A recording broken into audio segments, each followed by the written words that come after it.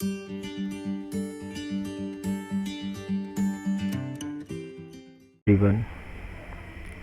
Lifeline academy में आपका स्वागत है।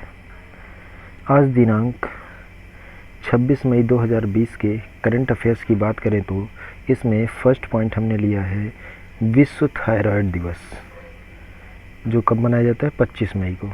25 मई को विश्व थायराइड दिवस मनाया जाता है। अब विस्तृत इसके बारे में जानकारी प्राप्त करते हैं। थायराइड स्वास्थ्य के बारे में जागरूकता फैलाने और थायराइड रोगों के उपचार के बारे में शिक्षित करने के लिए हर साल 25 मई को विश्व थायराइड दिवस मनाया जाता है। रोगों के उपचार के बारे में और जागरूकता फैलाने के लिए मनाया जाता है। हर साल 25 मई को मनाया जाता है। और इसमें क्या क्या मुख्य लक्ष्य रहते हैं इसके बारे में देखते हैं। फर्स्ट पॉइंट इसमें है थायराइड स्वास्थ्य के बारे में जागरूकता, स्वास्थ्य के बारे में जागरूकता फैलाया जाता है। नेक्स्ट पॉइंट थायराइड रोगों के इलाज को समझ को बढ़ावा देना, जो इलाज है उसके समझ को क्या करते हैं? बढ़ावा देते हैं। नेक्स्ट पॉइंट है थायराइड रोगों के प्रसार पर जोर देना, जो थायराइड रोगों का प्रसार हो रहा है उस पर ध्यान दिया जाता है। नेक्स्ट पॉइंट है शिक्षा और रोकथाम कार्यक्रमों के लिए तत्काल आवश्यकता पर ध्यान केंद्रित करना, शिक्षा के द्वारा लोगों को जानकारी देना। और लास्ट पॉइंट है नए उपचार के तरीकों के बारे में जागरूकता का विस्तार करना, नए नए उपचार की विधियों को ज्ञात करना है। अब थायराइड ग्रंथ के बारे में कुछ जानकारी लेते हैं, कहाँ से ये समस्या आती है या कैसे आती है। थायराइड ग्रंथ, जिसे अक्सर थायराइड के रूप में जाना जाता है, सबसे बड़ी अंतःस्रावी ग्रंथि है। ध्यान दीजिए, एक तो अंतःस्रावी कभी कभी क्वेश्चन पूछता है थायराइड ग्रंथ अंतःस्रावी ग्रंथ में आता है या बहिस्रावी ग्रंथ में, तो किस ग्रंथ में आता है? अंतःस्रावी ग्रंथ में आता है। और ये सबसे बड़ी अंतःस्रावी ग्रंथि है, सबसे बड़ी अंतःस्रावी ग्रंथि है। और स्थित कहाँ होती है? यह गर्दन में स्थित तितली के आकार के समान की ग्रंथि है। यह कहाँ स्थित है? गर्दन में स्थित तितली के आकार की ग्रंथि है।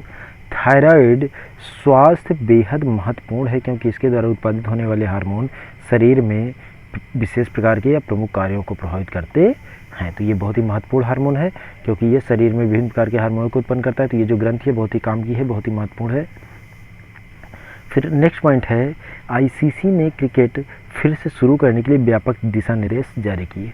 ये दिशा निर्देश जारी करने का रीज़न ही यही है कोविड-19, क्योंकि जो स्टेडियम होता है वो पूरा भरा हुआ रहता है, जिससे कोविड-19 के फैलने की दर बढ़ सकती है। इसीलिए नए दिशा निर्देश जारी किए गए हैं। क्या क्या है आइए देखते हैं, पढ़ते हैं और समझते हैं।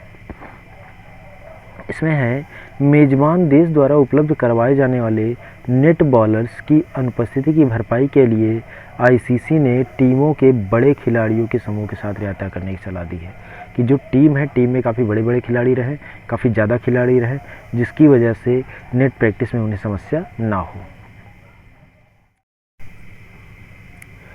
अंतर्राष्ट्रीय क्रिकेट परिषद आईसीसी ने दुनिया भर में क्रिकेट को फिर से शुरू करने के लिए व्यापक दिशा निर्देश जारी किए हैं। इन दिशा निर्देशों में अंतर्राष्ट्रीय, घरेलू और सामुदायिक स्तर पर क्रिकेट के लिए डूज डोंट्स, क्या करें और क्या ना करें। डूज मीन्स क्या करें और डोंट्स मीन्स क्या ना करें की एक सूची शामिल की है, ताकि इस दौरान उच्चतम सुरक्षा प्रोटोकॉल को कायम रखना भी सुनिश्चित हो सके। मतलब कि खिलाड़ियों को दिशा निर्देश रहेगा कि वो क्या कर सकते हैं और क्या नहीं कर सकते, कहाँ जा सकते हैं, कहाँ नहीं जा सकते हैं, तो इन सब के लिए, ताकि वो सुरक्षित रह सकें। फिर आईसीसी ने अपने दिशा निर्देश में कोविड-19 लॉकडाउन के बाद अंतर्राष्ट्रीय क्रिकेट फिर से शुरू करने के लिए प्रशिक्षण शिविरों में 14 दिवसीय प्री मैच आइसोलेशन और मुख्य चिकित्सा अधिकारी या जैव सुरक्षा अधिकारी की नियुक्त करने की सिफारिश की है, ताकि वो सेफ रह सकें और मुख्य चिकित्सा अधिकारी उनकी जांच कर सकें। फिर नेक्स्ट पॉइंट, मुख्य चिकित्सा अधिकारी को प्रशिक्षण और प्रतियोगिता को फिर से शुरू करवाने के लिए सरकारी नियमों के अनुकरण और जैव सुरक्षा योजना की जांच करनी होगी। आईसीसी ने प्रशिक्षण और प्रतियोगिता के दौरान एक उपयुक्त परीक्षण योजना तैयार करने की भी सिफारिश की है। इसी में आईसीसी के लिए ही और क्या है, आईसीसी ने लार के उपयोग पर प्रतिबंध लगाने की सिफारिश की है। इसमें देखिए क्या है, आईसीसी क्रिकेट समिति ने कोरोना वायरस महामारी को रोकने के लिए क्रिकेट गेंद को चमकाने के लिए लार के उपयोग पर प्रतिबंध लगाने की सिफारिश की है, क्योंकि यह वायरस लार से फैलता है। याद कीजिए, इसके बारे में पहले भी हम लोग जिक्र कर चुके हैं। फिर क्या है, कुंबली के नेतृत्व में आईसीसी पैनल ने कोविड-19 के संक्रमण को जोखिम को कम करने के लिए इस प्रतिबंध को लागू करने की सिफारिश की थी। अनिल कुंबले ने की थी। इसको हमारे पुराने वीडियोज़ में हमने इसके बारे में विस्तृत वर्णन किया है। आप वहां से जा कर के, इसके डिस्क्रिप्शन में लिंक दिया हुआ है, लिंक से जा कर के आप वहां देख सकते हैं। फिर देखिए अगला पॉइंट क्या है। जाने कौन है आभास झा। क्या नाम है? आभास झा, जिन्हें विश्व बैंक में मिला अहम पद। नाम से ही लग रहा है कि ये इंडियन होंगे, आभास झा। तो देखते हैं कौन है और इन्हें विश्व बैंक में कौन सा पद मिला है। तो आइए देखते हैं। आभास झा को जलवायु परिवर्तन और आपदा प्रबंधन की जिम्मेदारी सौंपी गई है। जलवायु परिवर्तन और आपदा प्रबंधन की उनकी नियुक्ति ऐसे समय में हुई जब भारत और बांग्लादेश अम्फान तूफान से काफ़ी नुकसान हुआ है। अम्फान तूफान याद कीजिए, अभी कुछ समय पहले हमने बात किया था। इसको लगभग अक्सर पिछले कई वीडियो में इसका जिक्र हुआ है। भारतीय मूल के अर्थशास्त्री आभास झा को दक्षिण एशिया के विश्व बैंक में महत्वपूर्ण पद पर नियुक्त किया गया है। आभास झा को जलवायु परिवर्तन और आपदा प्रबंधन की जिम्मेदारी सौंपी गई है। ऊपर वही जिक्र हुआ, वही दोबारा है। फिर देखिए, उनकी नियुक्ति ऐसे समय पर हुई जब भारत और बांग्लादेश में अम्फान तूफान से काफ़ी नुकसान हुआ है। वही सेम चीज़ हुई है, रिपीट हो गया, टाइपिंग मिस्टेक है। फिर विश्व बैंक ने बयान में कहा कि बैंक के दक्षिण एशिया में जलवायु परिवर्तन और आपदा प्रबंधन की कार्यविधि प्रबंधक के रूप में, देखिए पद, कार्यविधि प्रबंधक के रूप में आभास झा की शीर्ष प्राथमिकता दक्षिण एशियाई क्षेत्र आपदा जोखिम प्रबंधन जलवायु परिवर्तन टीम को वैश्विक व्यवहार सीमाओं को जोड़ने और उनके साथ तालमेल को प्रोत्साहन देने की होगी। उनका जो काम है, काम भी निर्धारित है। आभास झा ने साल 2001 में विश्व बैंक ज्वाइन किया था, साल 2001 में ज्वाइन किया था और वे बांग्लादेश, भूटान, भारत, श्रीलंका के बैंक कार्यालय में कार्यकारी निदेशक रह चुके हैं। आभास झा ने इस दौरान लैटिन अमेरिका, कैरेबियन, यूरोप, मध्य एशिया, पूर्वी एशिया और प्रशांत के क्षेत्रों में अपना योगदान दिया है। काफ़ी अनुभवी हैं वो। अब आभास झा के परिचय की बात करें कि वो कहाँ से हैं, कैसे हैं। आभास झा पटना बिहार स्थित सेंट जेवियर्स हाई स्कूल्स के पूर्व छात्र रहे। पटना और बिहार के रहने वाले हैं। पटना जो कि बिहार में स्थित है। फिर देखिए, विश्व बैंक की महत्वपूर्ण जिम्मेदारी निभाने जा रहे आभास झा इससे कुछ समय पहले तक पूर्व एशिया और प्रशांत क्षेत्र के शहरी विकास और आपदा जोखिम प्रबंधन के लिए बतौर प्रैक्टिस मैनेजर काम करते थे। वो प्रैक्टिस करते थे। उनके अधिकार क्षेत्र में भारत, बांग्लादेश, पाकिस्तान, अफगानिस्तान, श्रीलंका और नेपाल है। नेपाल के साथ मालदीव भी है। फिर नेक्स्ट पॉइंट, कुछ क्वेश्चन आंसर हमने लिए हैं, ये देखते हैं। इलेक्ट्रॉनिक्स और आईटी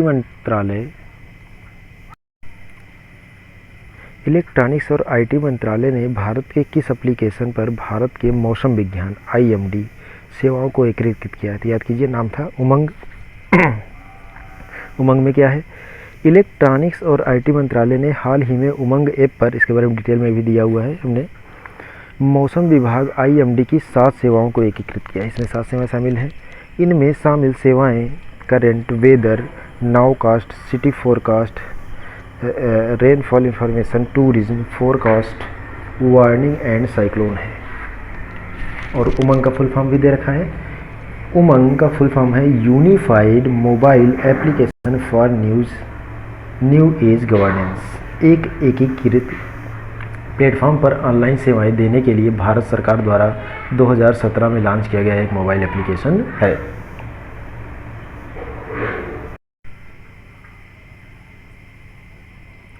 हाल ही में सुर्खियों में रहा विशेष आहरण अधिकार किस अंतर्राष्ट्रीय संस्था से संबंधित है? तो देखते हैं, अंतर्राष्ट्रीय मुद्रा कोष किससे संबंधित है? अंतर्राष्ट्रीय मुद्रा कोष में देखते हैं। भारतीय रिजर्व बैंक के हालिया आंकड़ों के अनुसार 15 मई को सप्ताह में देश का विदेशी मुद्रा भंडार 1.73 बिलियन अमेरिकी डॉलर बढ़कर 487.04 बिलियन अमेरिकी डॉलर हो गया है।